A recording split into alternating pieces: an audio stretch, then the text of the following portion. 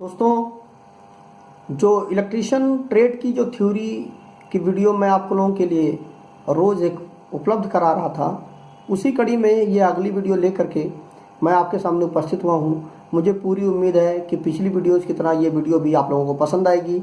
आप लोग इस वीडियो को ज़रूर ही लाइक करोगे और शेयर भी करोगे। तो दोस्तों, पिछली वीडियो जो मैंने आपको बताई थी उसमें बताया था मैंने सुरक्षा चिन्ह के बारे में। आग के कारण, आग के प्रकार, ABCD की आग, जो 4 प्रकार की आगे होती है, 4 प्रकार से आग लगती है, उनके बारे में बताया था। अग्निशमन यंत्र के बारे में बताया था और अग्निशमन यंत्र के प्रकार के बारे में बताया था। तो अगर दोस्तों आपने उन पिछली वीडियोज़ को नहीं देखा है तो डिस्क्रिप्शन में लिंक है, आप वहाँ पर जाकर के उन वीडियोज़ को देख सकते हो, जो कि टॉप मतलब 1, 2, 3, 4 के क्रम में हैं। आप वहां पर जाकर के उन वीडियोस को देख सकते हो। और दोस्तों, इस आज की वीडियो में हम बात करेंगे CTC टाइप जो हमारा अग्निशमन यंत्र होता है, रेत का जो हमारा अग्निशमन यंत्र होता है, प्राथमिक उपचार के बारे में हम बात करेंगे। प्राथमिक उपचार में जो सावधानियां हैं हम उसके बारे में बात करेंगे, और कृत्रिम श्वास प्रक्रिया है उसके बारे में बात करेंगे, जैसा कि मैंने पिछली वीडियो में आपको बताया था। तो बने रहिए इस वीडियो के साथ लास्ट तक। नमस्कार दोस्तों, मेरा नाम है RK श्रीवास्तव और आप देख रहे हैं अपना ही चैनल टारगेट इलेक्ट्रीशियन। तो आइए शुरू करते हैं। देखिए, सबसे पहले कार्बन टेट्राक्लोराइड मतलब CTC टाइप जो हमारा अग्निशमन यंत्र होता है। दोस्तों, ये अग्निशमन यंत्र लगभग अक्सर एग्जामों में पूछ लिए जाते हैं, इसलिए पिछली भी वीडियोस को देख लीजिए और इस वीडियो को भी आप देख लीजिए, तो आपको निश्चित ही कभी भी इन क्वेश्चनों में कोई भी प्रॉब्लम नहीं होगी। तो CTC टाइप जो दोस्तों हमारा जो अग्निशमन यंत्र होता है, इस यंत्र में कार्बन टेट्राक्लोराइड जो कि एक लिक्विड फॉर्म में होती है, CCl4 अथवा ब्रोमो क्लोरो डाइफ्लोरो मीथेन BFC ये होता है। ये वायु दाब के साथ भरा हुआ होता है। इन एक सिलेंडर में होते हैं और इनमें एक प्रेशर से हम इनको भर देते हैं। इस प्रकार के यंत्र का प्रयोग सामान्यतः सभी प्रकार की आग बुझाने के लिए हम करते हैं, चाहे हमारी A प्रकार की आग हो या B प्रकार की आग हो। अगर आपने उस वीडियो को नहीं देखा है तो डिस्क्रिप्शन में लिंक है, उनको आप देख लीजिए कि A प्रकार की आग क्या होती है, B प्रकार की आग क्या होती है। तो A प्रकार की आग, B प्रकार की आग, C, D, इन चारों प्रकार की आगों को बुझाने के लिए हम इस अग्निशमन यंत्र का मतलब पूरे उपयोग कर सकते हैं, क्योंकि ये एक इंसुलेटर की तरह होता है। ये आग को लग और भड़कने में सहायता उत्पन्न नहीं करती है। ये उनके लिए उनको बुझाने की पूरी कोशिश करती है और बुझा भी देती है। तो दोस्तों, इस प्रकार की सभी प्रकार की आग को बुझाने के लिए करते हैं।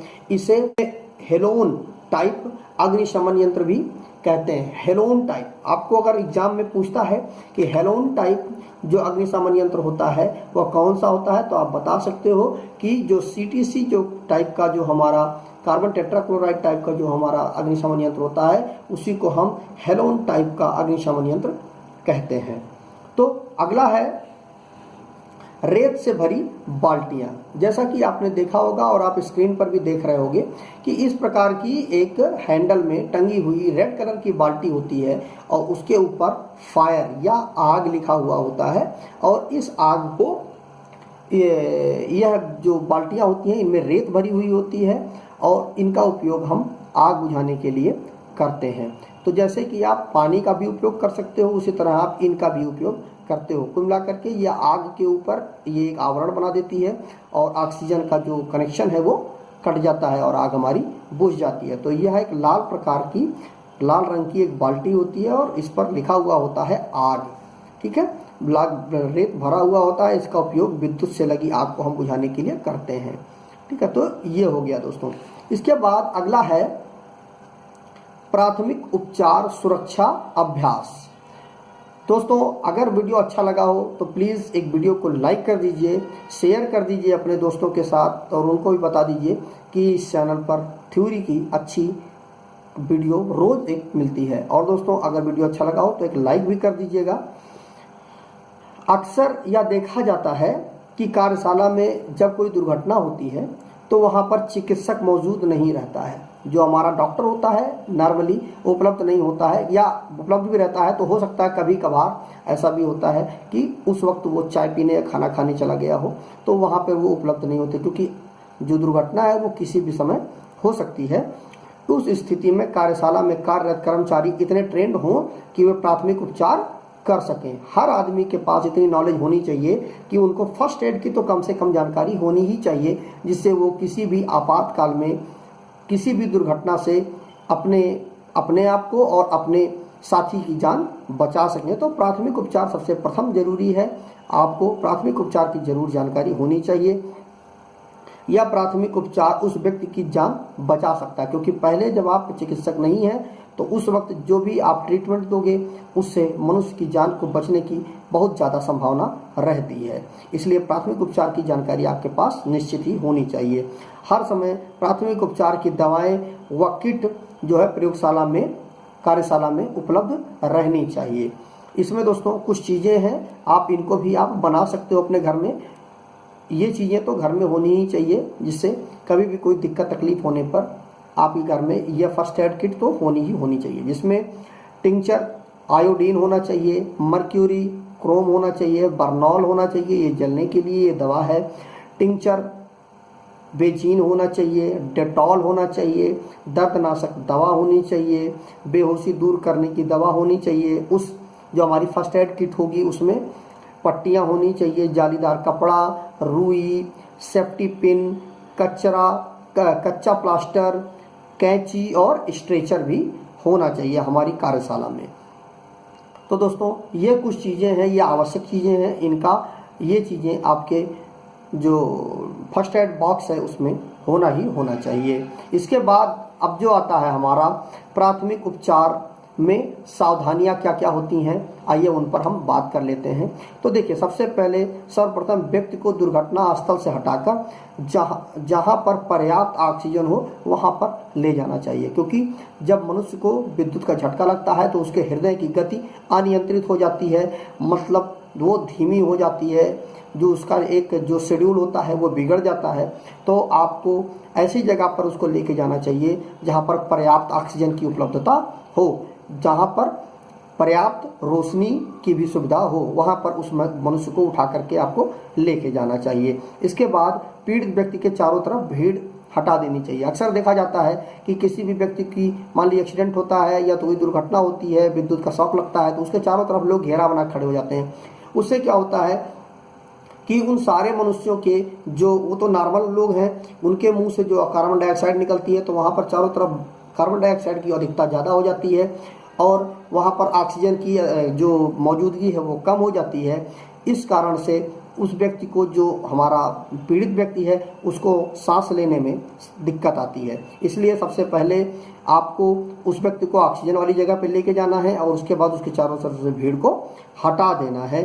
पीड़ित के मुंह से गुटखा, पान, तंबाकू, नकली दांत निकाल देना है, क्योंकि जब आप फर्स्ट एड दोगे उसको, किसी भी प्रकार की आप उसको श्वास दोगे तो उस कंडीशन में उसके मुंह पर गुटखा, पान, तंबाकू, इससे वो उसके पेट में चला जाएगा और आपको भी अच्छा नहीं लगेगा। इसलिए आप उसके मुंह से इन चीज़ों को निकाल दीजिए। नकली दांत है वो उसके पेट में चले जाएंगे, इसलिए उसको भी आपको निकाल देना चाहिए। शरीर पर पड़े छाले व जले भाग को साफ कपड़े से ढक देना चाहिए। जब विद्युत का शॉक लगता है तो छाला पड़ जाता है, उसकी स्किन जल जाती है, तो वहाँ पर आपको साफ कपड़ा आपको रख देना चाहिए, जिससे ऑक्सीजन भी जालीदार कपड़ा हो, जिससे ऑक्सीजन की भी पर्याप्त वहाँ पे पहुँच हो। और चूँकि जालीदार कपड़ा होगा इसलिए वहाँ पर मक्खी या किसी प्रकार के जो बैक्टीरिया है, कीटाणु है, वो वहाँ पर नहीं पहुँचेंगे, जिससे उस घाव को पर इन्फेक्शन नहीं होगा। अगला है, पीड़ित को यदि श्वास लेने में परेशानी हो रही हो तो कृत्रिम श्वास दें। अगर उसको श्वास लेने में कोई दिक्कत हो रही हो तो उसको कृत्रिम रूप से भी सांस आप दे सकते हो। इसमें क्या है, नोट क्या है दोस्तों, प्राथमिक उपचार करते रहना चाहिए जब तक चिकित्सक पीड़ित का उपचार ना करने लगे। आपको तब तक प्राथमिक उपचार करना चाहिए और जल्दी से आपको डॉक्टर को भी बुलाना चाहिए और इस प्राथमिक उपचार को आपको चालू रखना चाहिए। और जब डॉक्टर आ जाए तो आप उसके सुपुर्द उस मरीज को कर दीजिए। इसमें दोस्तों अब अगला है कि कृत्रिम सांस जो हम देते हैं वो कृत्रिम सांस की प्रक्रिया क्या क्या है।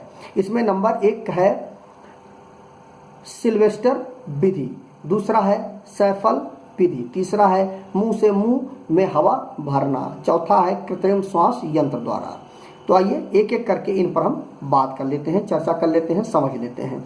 इसमें दोस्तों अगर दोस्तों अभी तक अगर आपको वीडियो अच्छा लगा हो दोस्तों, अगर आपको मेरी मेहनत पसंद आ रही हो तो एक वीडियो को लाइक कर दीजिएगा और कमेंट करके ज़रूर बताइएगा कि आपको वीडियो कैसा लग रहा है। मुझे पूरी उम्मीद है दोस्तों कि आप कमेंट करके बताओगे, अगर कोई कमी है तो वो भी बताइएगा। अगर वीडियो अच्छा लग रहा हो तो लाइक कर दीजिएगा और नहीं अच्छा लग रहा हो तो डिसलाइक करके कमेंट करके ज़रूर बताइएगा, तो मैं उसमें सुधार करने की पूरी कोशिश करूँगा। इसमें सबसे पहले दोस्तों सिल्वेस्टर विधि जो होती है, इसमें क्या होता है, इस विधि का उपयोग तब करते हैं जब पीड़ित के सीने पर छाले पड़े हों। दोस्तों ये क्वेश्चन अक्सर पूछ लिया जाता है, अक्सर एग्जामों में आ जाता है कि जब सीने पे छाले पड़े हो तो उस वक्त हम किस विधि का, प्राथमिक उपचार में किस विधि का हम उपयोग करेंगे, तो सिल्वेस्टर विधि का उपयोग करेंगे। इसमें क्या होता है कि इस विधि का उपयोग हम तब करते हैं जब पीड़ित के सीने पर छाले पड़े हों, तो व्यक्ति को की पीठ के बल व्यक्ति को लिटाकर उसकी पीठ के नीचे एक तकिया रखें, ठीक है, उस व्यक्ति को पीठ के बल लिटा दें और मतलब जब उसके सीने पर छाले हों दोस्तों, तब की बात हो रही है, सीने पर छाले होंगे तो उसको पीठ के बल लिटा दीजिए और उसको पीठ के नीचे एक तकिया रख दीजिए, जिससे उसका सीना ऊपर उठ जाएगा और सिर जो है, जब सीना ऊपर उठेगा तो सिर अपने आप नीचे चला जाएगा।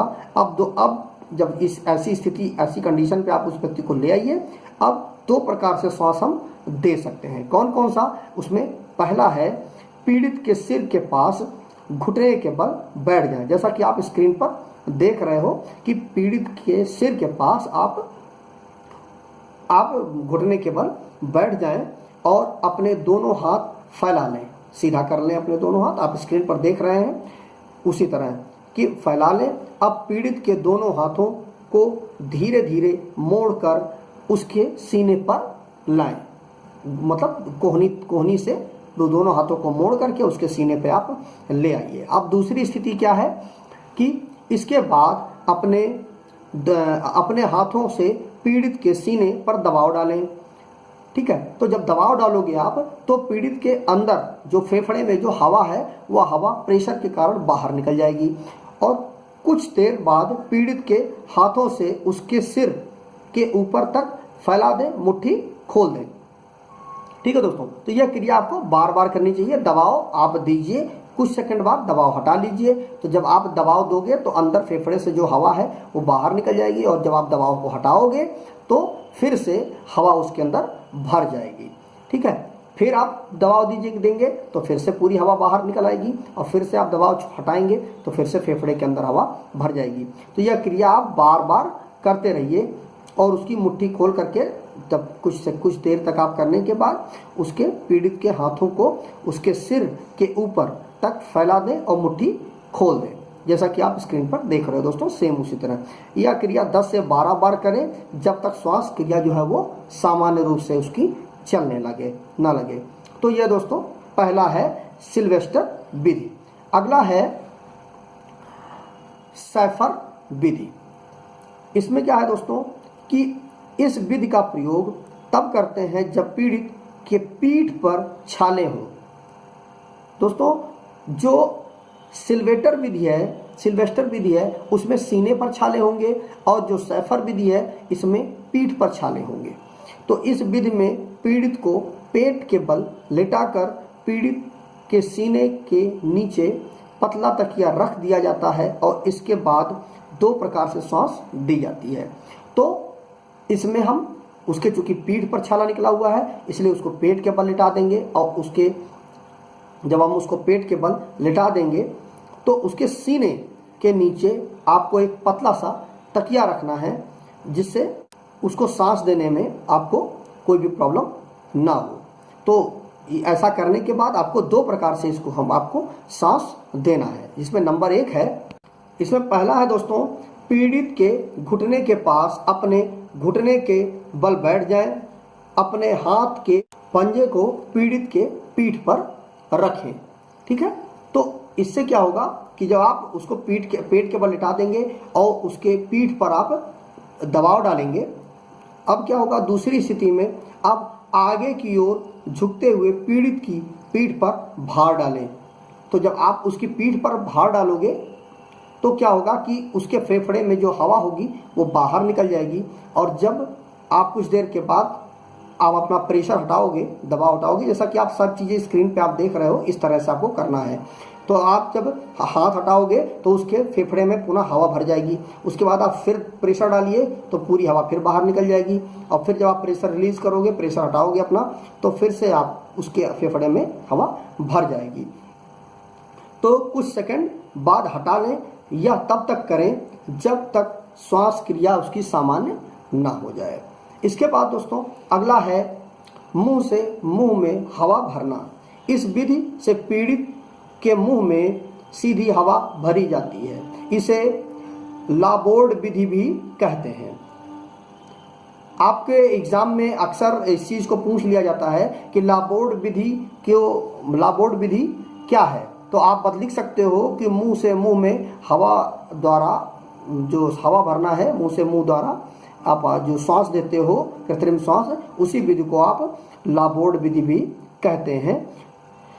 यह क्रिया दो प्रकार से की जाती है। इसमें दोस्तों प्रथम विधि है पीड़ित को पीठ के बल लिटा दें, उसके बाद पीड़ित के पीठ के नीचे पतला तकिया लगा दें जिससे पीड़ित का सिर लटक जाएगा। ठीक है, जैसा कि सारी विधियों में ऐसे ही है, सेम आपको करना है कि पीठ पे आपको एक तकिया लगा देना है। इसके बाद दूसरी विधि, दूसरा है इसमें कि पीड़ित का मुंह साफ कर दें और मुंह पर पतला कपड़ा रखकर एक हाथ से पीड़ित की नाक बंद कर दें। तत्पश्चात अपने मुंह से बलपूर्वक झटके से पीड़ित के मुंह में हवा भरें, फिर मुंह हटा लें जिससे अंदर की हवा बाहर निकल जाए और फेफड़े कुछ फूलें। या क्रिया 10 से 12 मिनट तक करें जब तक श्वास सामान्य ना हो जाए। तो आपको मुंह में आप कपड़ा लगा दिए, क्योंकि लोग गुटखा खा लेते हैं, इन सब कारण से आपको सांस देने में आपको थोड़ा बुरा लगेगा, इसलिए आप मुंह पर कपड़ा रख करके प्रेशर से आपको हवा भरना है। जैसा कि आप स्क्रीन पर देख रहे होंगे कि इस तरह आपको प्रेशर से हवा भरना है, जिससे क्या होगा कि प्रेशर जब जाएगा तो फेफड़ा फूलेगा। उसके बाद जब आप मुंह हटाएंगे हवा निकालने के लिए तो फेफड़ा फिर दबेगा, उसका फिर आप प्रेशर से हवा भरें। इन सारी क्रियाओं में आपको नाक को बंद करके ही रखना चाहिए, जिससे अगर आप नाक नहीं बंद करोगे तो जब आप मुंह से हवा भरोगे तो वह हवा पूरी बाहर निकल जाएगी। तो इस तरह से आप हवा भर के आप कृत्रिम श्वास दे सकते हो। यह विधि ज़्यादा प्रचलित है व प्रभावशाली है। इसका प्रयोग हम ज़्यादा करते हैं और ज़्यादा करता हुआ देखा भी जाता है। तो कृत्रिम श्वास यंत्र का चौथा है कृत्रिम श्वास यंत्र। यह कृत्रिम श्वास यंत्र द्वारा दिया जाता है। जैसा कि आप स्क्रीन पर देख रहे हो दोस्तों, ये कुछ इस तरह का होता है। इसमें एक रबड़ का बॉल होता है, उसको आप दबाते हैं और जो उसका जो आउटलेट होता है वो सीधा जो हमारा जो पीड़ित व्यक्ति है उसके मुंह पर लगा देते हैं, और जब आप उसको बॉल को दबाओगे तो हवा उससे निकलेगी और वो व्यक्ति के मुंह में चली जाएगी। वो तब करें दोस्तों कि जब आप ये मुंह से मुंह विधि द्वारा आप सांस ना दें, उस कंडीशन में आप ऐसा कर सकते हैं। तो इसका उपयोग कम होता है, तो आप इसका भी उपयोग कर सकते हैं। इसके बाद दोस्तों अगला है व्यक्तिगत रक्षा उपकरण। कार्य करते समय पूर्ण सतर्कता की आवश्यकता होती है, जिसके लिए व्यक्तिगत सुरक्षा उपकरणों होते हैं, जैसे पीपीई मतलब पर्सनल प्रोटेक्टिव इक्विपमेंट। विविध रूपों में मनुष्य के शरीर की रक्षा करते हैं। ठीक है दोस्तों, तो इसका अगला टॉपिक मैं अगली वीडियो में बताऊंगा, इसमें क्या क्या चीजें आती हैं। दोस्तों अगली वीडियो में हम चर्चा करेंगे व्यक्तिगत रक्षक उपकरण पर, आपातकालिक क्रियाओं पर, शक्ति विफलता पर, आग पकड़ना और प्रणाली विफलता पर बात करेंगे, और कुछ वन लाइनर क्वेश्चन पर भी हम बात करेंगे। तो लगभग ये फिर चैप्टर खत्म हो जाएगा। तो बने रहिए वीडियो के साथ, चैनल के साथ, और अगली वीडियो को आप जरूर देखिएगा, काफ़ी महत्वपूर्ण है और आपके लिए एग्ज़ाम की दृष्टि से भी बहुत ही महत्वपूर्ण कुछ पॉइंट्स मैं लेकर के आऊँगा जो कि आपके लिए बहुत ही हितकर होंगे और लाभप्रद होंगे। तो मुझे पूरी उम्मीद है कि यह वीडियो आपको पसंद आया होगा। अगर दोस्तों वीडियो अच्छा लगा हो तो वीडियो को लाइक कर दीजिएगा, शेयर कर दीजिएगा अपने दोस्तों के साथ, और जो लड़के ITI कर रहे हैं उनके साथ भी, ताकि उनको भी इस वीडियो से कुछ फ़ायदा मिल सके और उनकी थ्योरी मजबूत हो सके। कि अगर आपने अभी तक सब्सक्राइब नहीं किया तो सब्सक्राइब कर लीजिए और बेल आइकन को तो ज़रूर प्रेस कर दीजिएगा। तो मिलते हैं एक नए वीडियो के साथ, तब तक अपना बहुत बहुत ख्याल रखें। जय हिंद, वंदे मातरम।